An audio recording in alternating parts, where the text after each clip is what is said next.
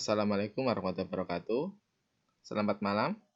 Pada video kali ini, saya akan membahas tentang routing dinamis. Pada video sebelumnya, saya sudah menjelaskan tentang routing statik. Untuk routing dinamis sendiri merupakan pengembangan dari routing statik, yang mana jika routing statik kita mengisikan tabel routing secara manual ke setiap router, tetapi pada routing dinamis kita tidak perlu melakukan hal itu, karena router dapat bertukar informasi antar router satu dengan router lainnya untuk membuat tabel routing itu sendiri. Kita lanjut saja untuk pembuatan jaringannya. Kita akan buat sesuai dengan model yang kemarin, sama dengan routing statik. Hanya saja kita tidak menggunakan tabel routing. Pertama kita buat dulu 3 router seperti kemarin. Router 1, 2, dan 3. Kemarin atas ada router 3, kita rename jadi router 3. Bentar, kita rename dulu. Router 3, router 1, betul router 2. Oke, selanjutnya kita akan set dulu untuk dalamnya. Setiap router seperti kemarin, kita ke physical.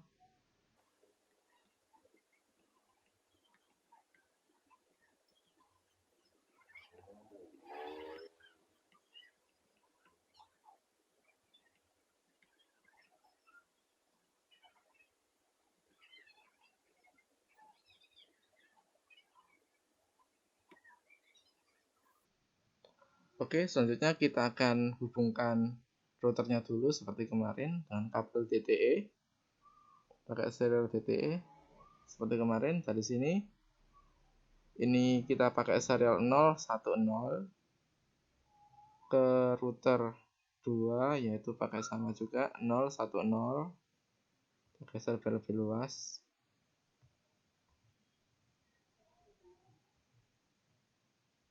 Kemudian kita hubungkan juga ke router 3, masing-masing routernya.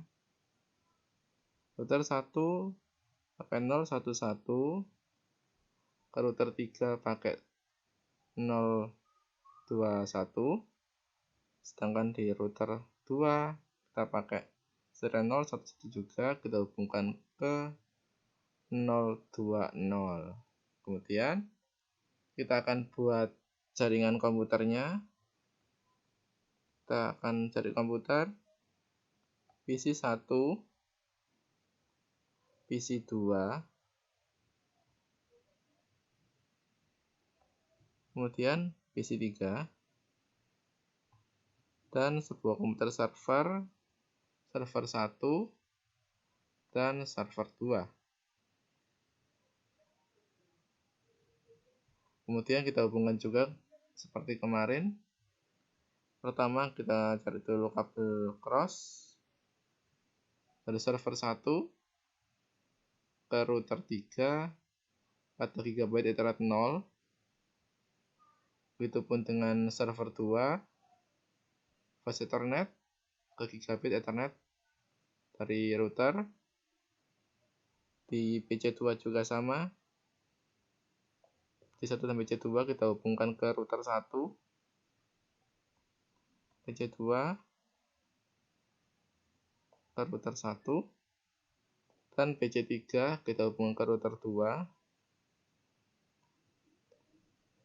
Kemudian kita setel dulu untuk setiap alamat IP di routernya ini terlebih dahulu. Kita ke router 3, config. Kita ke ini gigabit Ethernet dulu. Kita isikan IP address-nya pakai 33 titik yang ini di router, berarti dia pakai titik 3 dengan subnet mask 255.255.255.0. Kemudian kita pindah ke gigabit Ethernet 01 yang terhubung ke server nomor 2, tak on.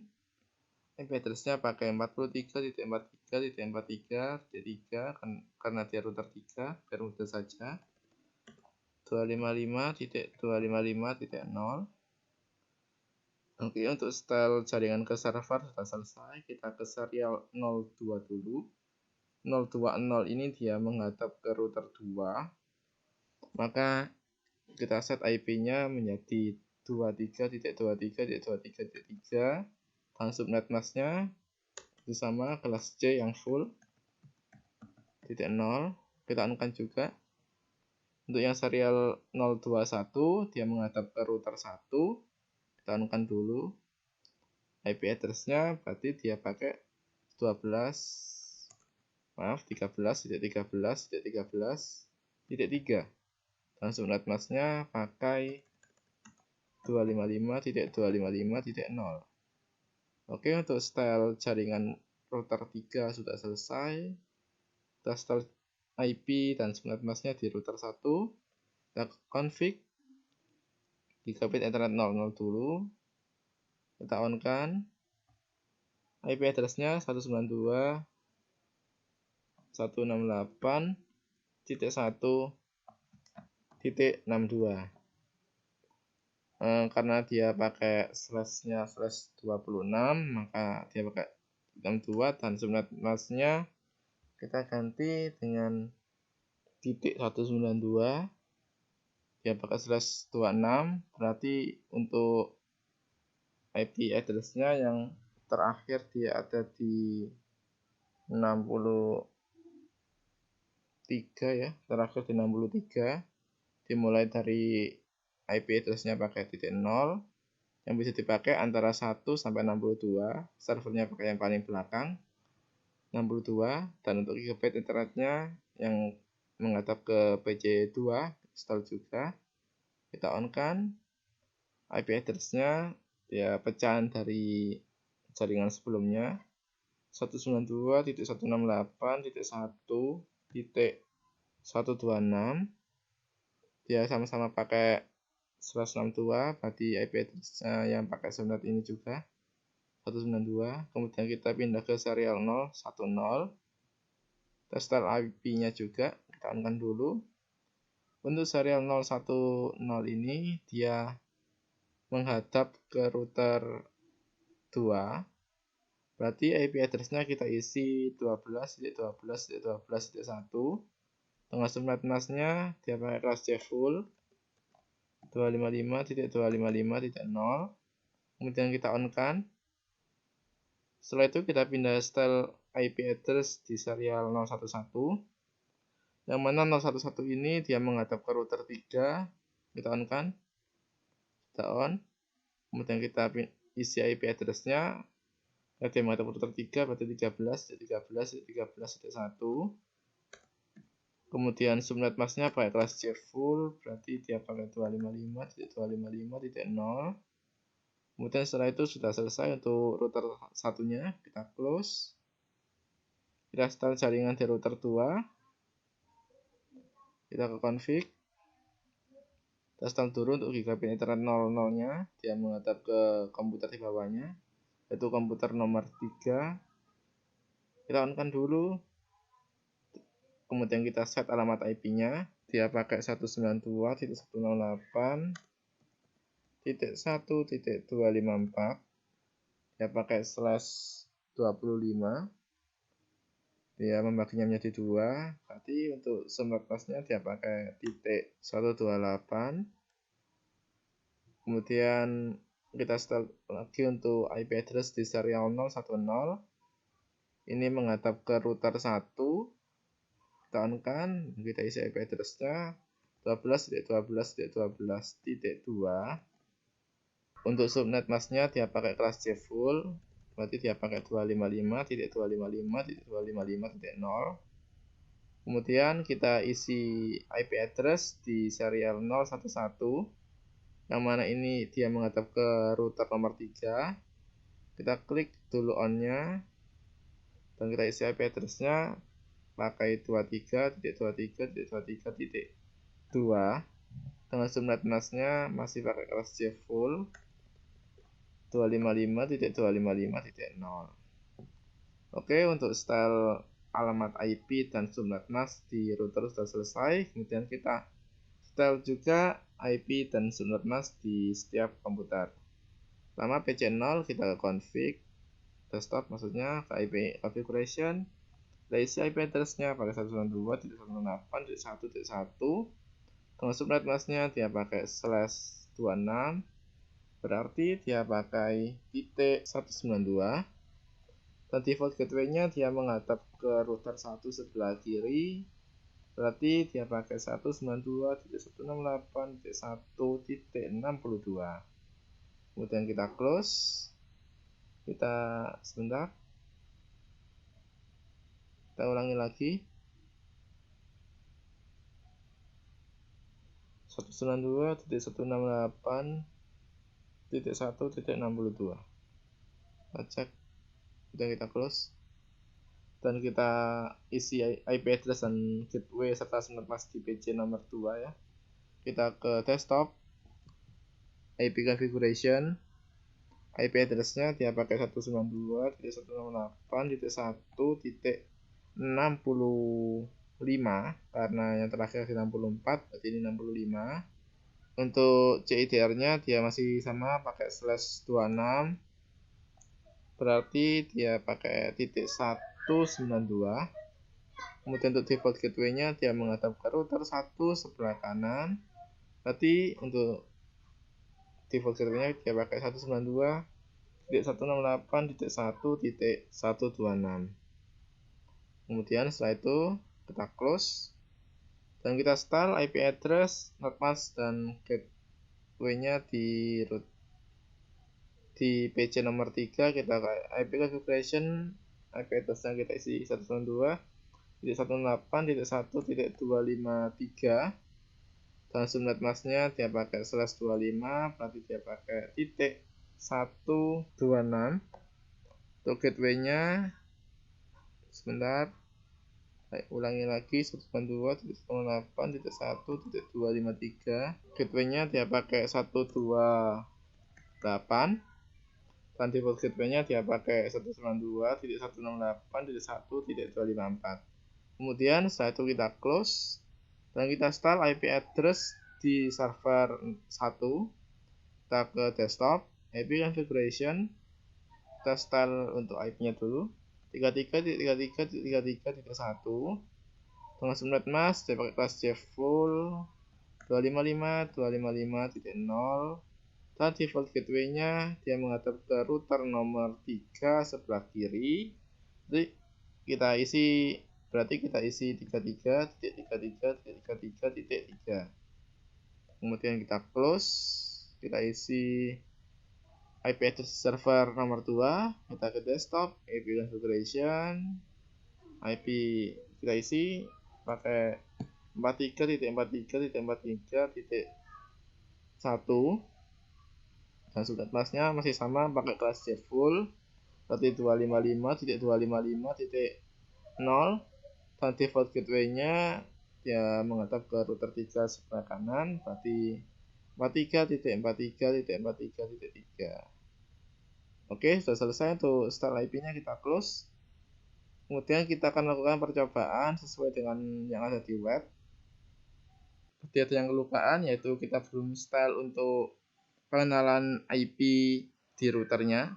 Karena dia pakai routing dinamis, berarti kita tidak perlu untuk membuat tabel routing, tapi kita hanya perlu mengenalkan setiap jaringan atau setiap hardware yang melekat pada setiap tangan di router ini. Untuk prakteknya kita buka dulu di router 3, kita ke config, routing RIP, kita isikan dulu salah satu alamat IP yang berada di salah satu tangannya. Itu misalnya dia pakai server 0, berarti alamat IP di server 0 itu 33. Kita pakai titik 0.0.0 karena biar jaringannya lebih luas saja. Kemudian kita klik add seperti ini. Kemudian kita isi untuk alamat IP yang kedua, yaitu di server 2, karena dia menghandle server 2 di salah satu tangannya. Kita klik di ini, di networknya kita isi pakai 43.0.0.0. Kemudian kita klik add. Kemudian kita isi yang ketiga, yaitu dia menghandle di router nomor 1. Kita isi dulu untuk alamat IP-nya dia pakai 13.0.0.0 karena dia jaringannya tadi awalnya dia pakai kelas A ya, tetapi kita subnetting dia jadi kelas C. Kita pakai titik 0 ini agar jaringannya lebih luas. Dan kita klik add.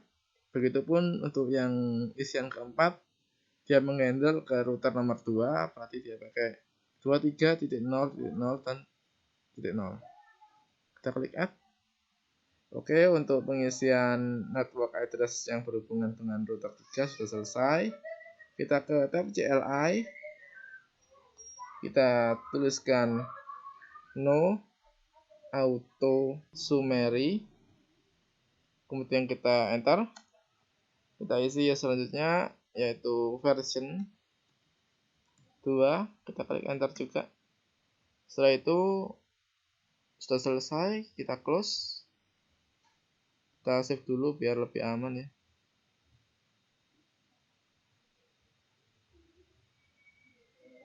Kita cek lagi sudah betul. RIP routing V2 sudah betul ya. Kemudian kita close.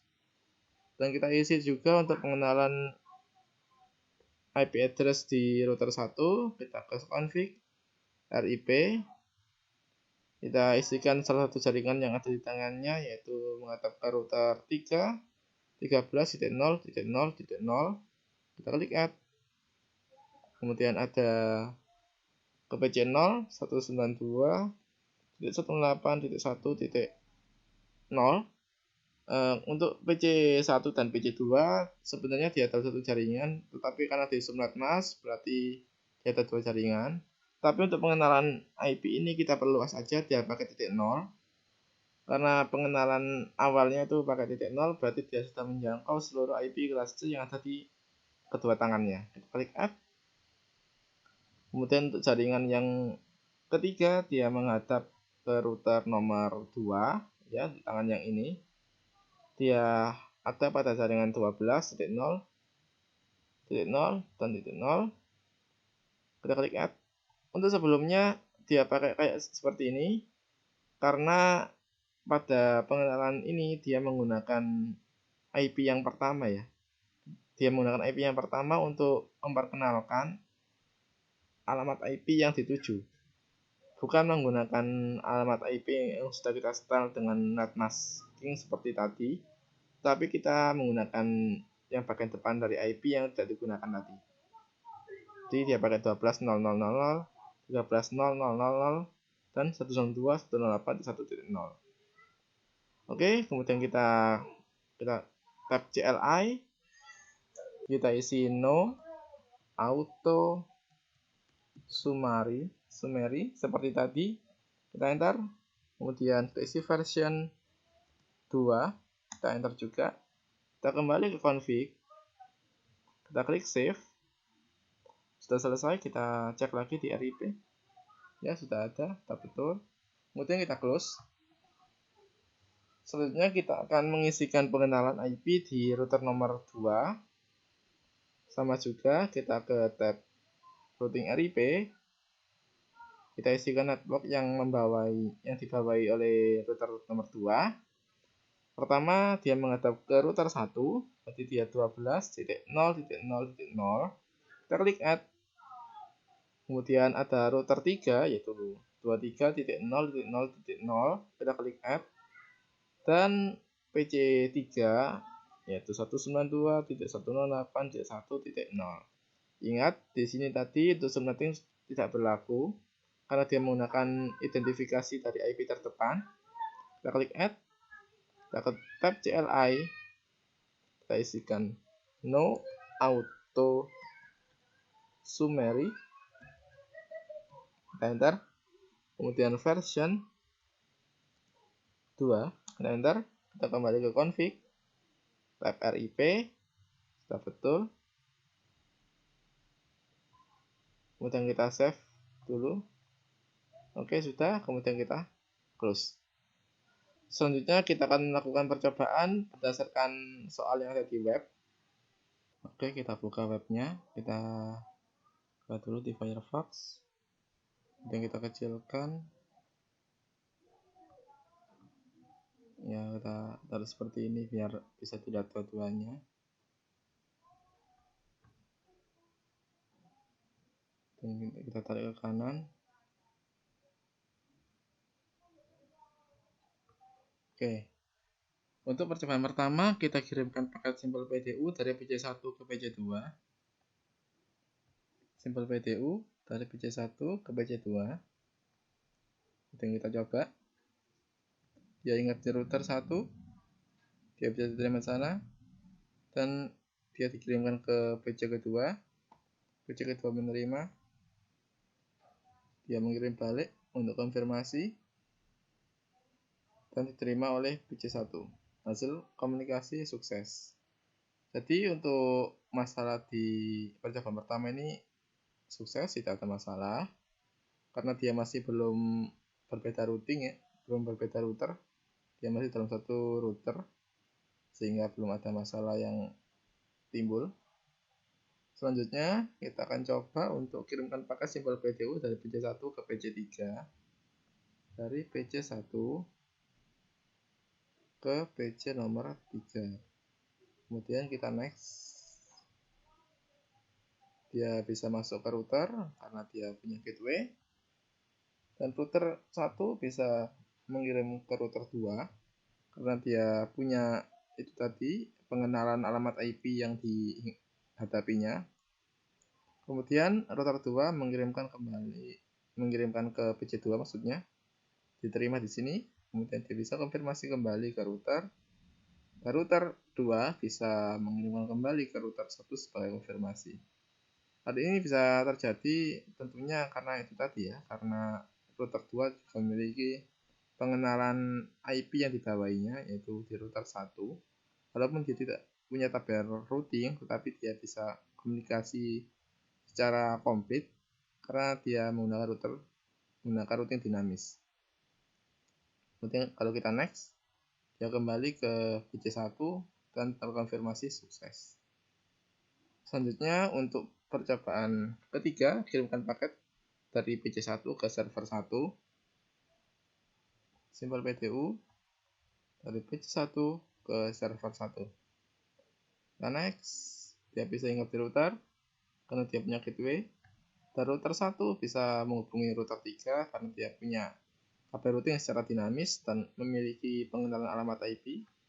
Router 3 mengirimkan ke server 1. Server 1 menerima, konfirmasi kembali ke router 3. Ini bisa terjadi karena tentunya server 1 punya gateway ke router 3. Router 3 bisa konfirmasi kembali ke router 1 dan router 1 bisa mengirimkan kembali ke PC 0. PC ke 1 maksudnya. Ya, di sini konfirmasi dari komunikasi komplit. Kemudian untuk percobaan keempat, kirimkan paket dari PC1 ke server 2. Ini karena dia router dinamis dan semua router sudah diisi dengan pengenalan IP, maka kemungkinan besar dari semua percobaan ini tidak akan ada error. Dia bisa ke router 1 mengirim ke router 3, router 3 mengirim ke server 2, kemudian konfirmasi balik ke pengirim, router 3 kembali ke router 1, router 1 kembali ke komputer pengirim, dan terkonfirmasi komunikasi sukses. Ya, tentunya belum ada masalah karena dari ketiga router ini memiliki IP pengenalan yang berada di tangannya sendiri-sendiri, sehingga tidak ada miskomunikasi antar router. Kemudian percobaan kelima, kita kirimkan simpel PDU dari PC3 ke PC1. Ya, ini PC3, PC1, ini termasuk komunikasi antar router. Kita next, dia hinggap di router 2 karena PC3 punya gateway. Router 2 mengirim ke router 1, router 1 mengirim ke PC1. Dan konfirmasi PC1 ke router 1, router 1 kembali ke router 2, router 2 konfirmasi kembali ke PC3, dan komunikasi komplit. Kemudian kita lakukan percobaan selanjutnya, yaitu dari PC3 ke PC2. Ini sama-sama seperti tadi, belum ada masalah ya, karena routernya masih sama.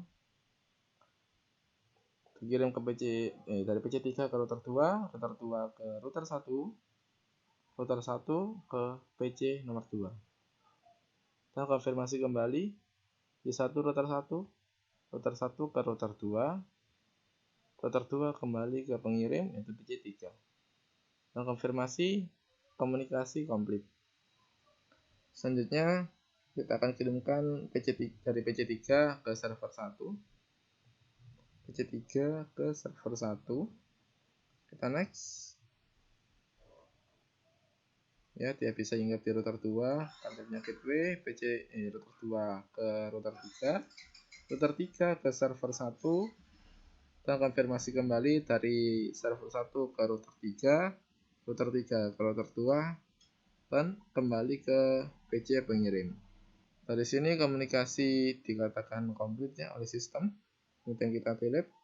Kita coba lagi untuk dari PC3 ke server 2. PC3 ke server 2. Kita next. Ya, dia bisa hinggap di router 2. Router 2 bisa mengirim ke router 3. Dan router 3 bisa mengirimkan ke server 2. Di sini belum ada masalah ya. Server 2 bisa konfirmasi kembali. Ya, bisa masuk ke router 2 dan router 2 mengirimkan kembali ke komputer pengirim. Dan konfirmasi pengiriman komplit. Selanjutnya kita akan mengirimkan sampel PDU dari server 1 ke server 2. Ya, ini masih dalam satu router. Ya, dari server 1 ke server 2. Kita lihat jalannya. Dari server 1 bisa dikirim ke router 3. Router 3 bisa mengirim ke server 2. Dan untuk kembali ke pengirim, server 2 bisa mengirim ke router 3. Router 3 bisa mengirim kembali ke komputer pengirim ya. Dari itu server 1. Dan dinyatakan komunikasi di sini komplit. Kemudian kita lakukan percobaan selanjutnya yaitu mengirimkan sampel PDU dari server 1 ke PC1. Dari server 1 ke PC1. Kita lihat jalannya. Server 1 ke router 3 ya, dia bisa menyiapkan namanya gateway. Router 3 ke router 1 berhasil, dan router 1 ke PC1 berhasil ya di sini. Kemudian untuk konfirmasi balik, dia bisa masuk ke router 1 ke router 3. Ya, dari sini sukses. Kemudian dia ke server 1 dan dinyatakan komunikasi komplit. Selanjutnya kita akan melakukan percobaan untuk mengirimkan sampel PDU dari server 1 ke PC2, server 1 ke PC2. Ini masih sama seperti tadi ya, karena jalurnya masih sama. Ya, dari sini sukses, nggak ada masalah.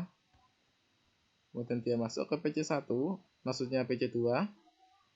Kemudian untuk konfirmasi kembali, PC2 kembali ke server. Kemudian untuk konfirmasi, PC2 kembali dikirimkan ke router 1. Router 1 mengirimkan kembali ke router 3. Dan router 3 bisa konfirmasi ulang kembali ke server 1. Dan dinyatakan komunikasi komplit ya. Kemudian kita delete. Dan kita akan percobaan yang terakhir di sini. Kirimkan sampel PDU dari server 1 ke PC3.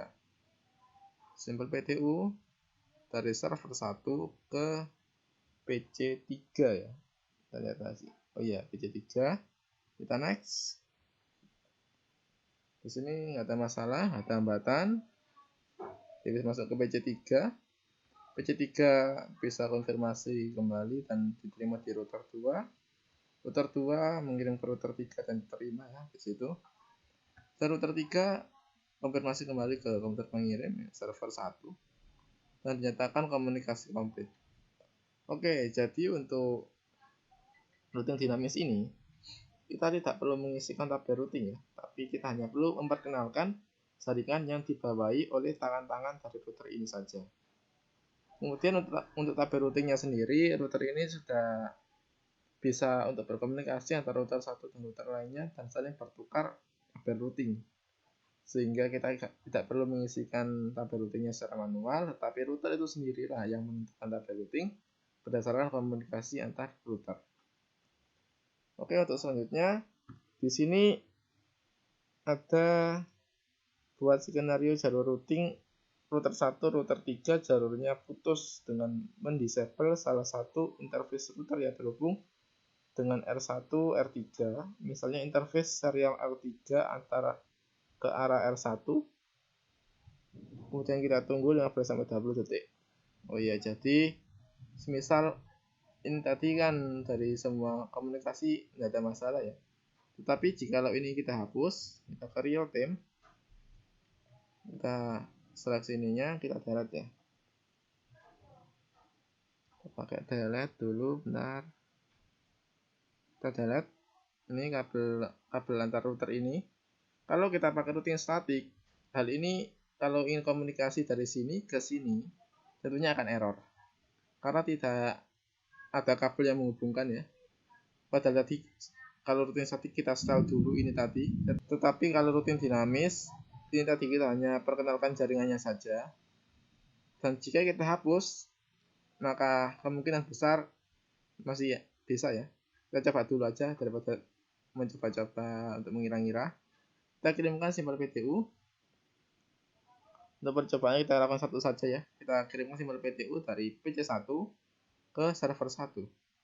Apakah bisa? Karena kabelnya sudah diputus. Sebentar, kita ke simulation biar diamati ya. Dari PC1 ke server 1. Seharusnya jika ini routing statik pasti error, karena ini routing dinamik, maka kita coba dulu ya. Kita next. Dari PC1 dia bisa mengirim ke router 1. Router 1 dia menghubungi ke router 2. Nah, di sini bisa dikatakan ini otomatis ya. Karena tadi ada kabel yang terputus dan ini sifatnya dinamis, maka router ini bisa tahu jalan mana selanjutnya harus dituju jika kabel ini nggak ada. Jika jaringan di bawah ini tidak ada. Jadi dia mencari jalur alternatif ya. Di sini dia mencari jalur ke router 2. Router 2 ini ada sambungannya ke router 3. Karena kabelnya ini sudah terhubung dari tadi ya. Dan kita next, router 2 bisa mengirimkan ke router 3 karena dia punya pengenalan IP yang dibawahinya. Kemudian di router 3 bisa dikirimkan ke maksudnya ke server 1. Server 1 konfirmasi kembali ke router 3. Router 3 yang seharusnya menghubungi router 1 secara langsung karena kabelnya sudah diputus, maka dia akan cari solusi lain, yaitu dengan menghubungi router 2. Dia menghubungi router 2 bukan tanpa alasan. Karena router 2 sudah memiliki tabel routing ke sini secara dinamis. Sehingga router 2 memiliki informasi bahwa dia ini juga membawai router 1. Sehingga router 3 pun memutuskan untuk menghubungi router 2 agar router 2 mengirimkan ke router 1. Jadi seperti itu yang dimaksud dengan routing dinamis. Setiap router bisa komunikasi untuk bertukar informasi tabel routing.